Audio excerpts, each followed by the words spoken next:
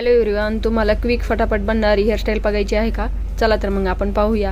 ना क्रिम्पिंग, ना hair dryer, ना कर्ल्स वापरलेला आहे मी इथे.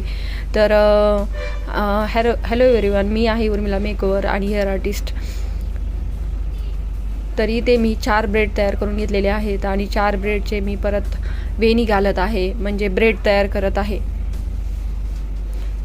तर माझं इंस्टाग्राम ID उर्मिला मेकओव्हर आहे, तर तुम्ही त्यालाही फॉलो करू शकता, कारण तिथे नवीन तुम्हाला मेकअपचे, हेअरस्टाईलचे आणि काही छोट्या छोट्या टिप्सचे पण व्हिडिओ तुम्हाला पाहायला भेटतील.